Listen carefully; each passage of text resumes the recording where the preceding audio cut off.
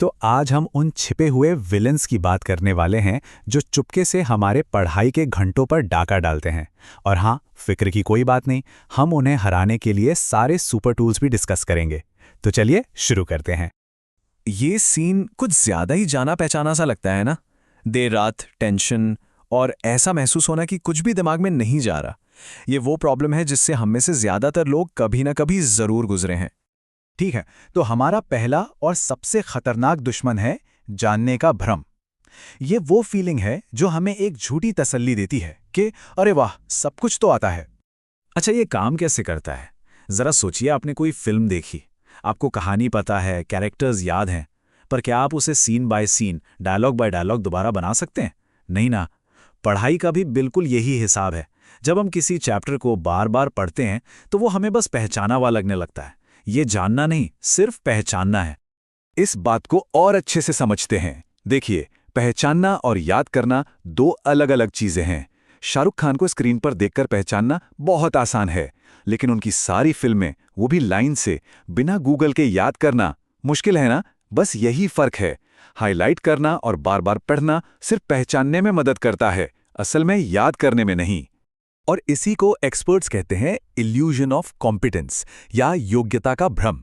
ये वो एहसास है कि हाँ, ये तो हो गया, लेकिन जैसे ही एग्जाम में सवाल सामने आता है, दिमाग एकदम ब्लैंक हो जाता है। तो सवाल ये है कि इस दुश्मन को हराया कैसे जाए। घबराने की जरूरत नहीं है, क्योंकि हमारे पास इसके लिए कुछ जबरदस्त सुपर टूल्स हैं। चलिए प्रॉब्लम से सॉल्यूशन की तरफ बढ़ते हैं। हमारा पहला और सबसे पावरफुल हथियार है एक्टिव रिकॉल। इसे अपने दिमाग के लिए जिम वर्कआउट समझिए। तरीका बहुत सिंपल है। कोई टॉपिक पढ़िए, फिर किताब बंद कर दीजिए और जो भी याद है उसे लिखिए या बोलिए। फिर किताब खोलकर चेक कीजिए। आप जहां जहां अटके, बस वही आपके कमजोर पॉइंट्स हैं। अब आपको पता है कि मेहनत कहां करनी है। अगला सुपर टूल है स्पेस्ड रेपिटेशन। इसका एक ही नियम है, किसी चीज को ठीक तब रिवाइज करो जब आप उसे लगभग भूलने वाले हो। जैसा कि आप इस टाइमलाइन में देख सकते हैं, एक तय गैप पर रिवीजन करने से इंफॉर्मेशन शॉर्ट टर्म मेमोरी से निकलकर लॉन्ग टर्म मेमोरी में परमानेंट हो जाती है। और अब फोकस बढ़ाने के लिए एक कमाल की टेक्निक। इसका पहला जादुई नंबर है 25। जी हां, 25 मिनट्स। बिना किसी फोन, बिना किसी नोटिफिकेशन के, सिर्फ 25 मिनट का डीप फोकस्ड काम। उन 25 मिनटों के बाद आता है दूसरा जादुई नंबर 5।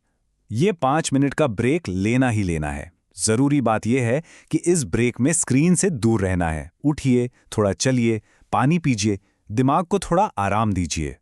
और इन दोनों को मिलाकर बनती है एक पोमोडोरो साइकिल। ये टेक्निक बड़े से बड़े काम को छोटे छोटे हिस्सों में तोड़ देती है, जिससे वो मुश्किल नहीं लगता। और हर 25 मिनट के बाद एक छोटा सा ब्रेक एक छोटी जीत की तरह महसूस होता है, जो आपको आगे बढ़ने के लिए मोटिवेट करता है। अच्छा, बाहर की स्ट्रैटेजी तो हमने देख ली, लेकिन असली लड़ाई तो हमारे दिमाग के अंदर चलती है। चलिए अब उन मेंटल विलेन से मिलते हैं जो हमारी सारी मेहनत पर पानी फेर सकते हैं। इसे कहते हैं कैटास्ट्रोफिक थिंकिंग, या विनाशकारी सोच का चक्र, मतलब राई का पहाड़ बनाना।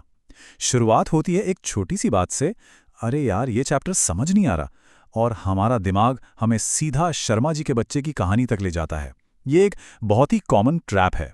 तो इससे कैसे बचें? एक सिंपल सा माइंड हैक है। अपनी एंजाइटी को रीफ्रेम कीजिए। अगली बार जब एग्जाम से पहले दिल जोर से धड़के तो खुद से कहिए, मैं डर नहीं रहा, मैं एक्साइटेड हूं, मेरी बॉडी बेस्ट परफॉर्मेंस के लिए तैयार हो रही है। यकीन मानिए, ये छोटा सा बदलाव बहुत बड़ा फर्क ला सकता है। और फिर आता है कंपैरिजन का खेल। ग्रुप चैट पर सब कह रहे हैं कि उनका 7वां चैप्टर चल रहा है और हम अभी दूसरे पर ही हैं। हम अक्सर दूसरों की हाईलाइट रील देखकर अपनी बिहाइंड द सीन से तुलना करने लगते हैं, जो कि बिल्कुल सही नहीं है। और अब बारी है फाइनल बॉस की, वो विलन जिसे हम खुद दावत देते हैं, और वो है नींद की कुर्बानी देना, यानी रात भर जाग कर पढ़ना। ये एक ऐसी गलती है जो आपकी सारी मेहनत को बर्बाद कर सकती है। इसे एक सिंपल एनालॉजी से समझिए। जब हम जाग रहे होते हैं तो जो कुछ भी हम सीखते हैं वो हमारे दिमाग की रैम में, यानी कि टेम्पररी स्टोरेज में जाता है, और जब हम सोते हैं तब हमारा दिमाग उस जानकारी को प्रोसेस करके हार्ड ड्राइव में, यानी परमानेंट मेमोरी में सेव करता है। तो सीधी सी बात यह है कि पूरी रात जाग कर पढ़ना वैसा ही है जैसे आपने एक डॉक्यूमेंट पर घंटों काम किया और आखिर में सेव बटन दबाना भूल गए। सारी मेहनत जीरो। नींद कोई ऑप्शन नहीं है, ये सीखने की प्रक्रिया का सबसे जरूरी हिस्सा है। चलिए अब इन सब बातों को एक बड़े नज़रिए से देखते हैं। एग्जाम का स्ट्रेस बहुत ज़्यादा लग सकता है, लेकिन ये जिंदगी की कहानी का सिर्फ एक पन्ना है। और आखिर में बस ये बात हमेशा याद रखिएगा, आपकी कीमत किसी एक मार्कशीट से तय नहीं होती। ये आपकी ज़िंदगी का बस एक चैप्टर है, पूरी किताब नहीं। असल चीज़ है सीखते रहना और आगे बढ़ते रहना।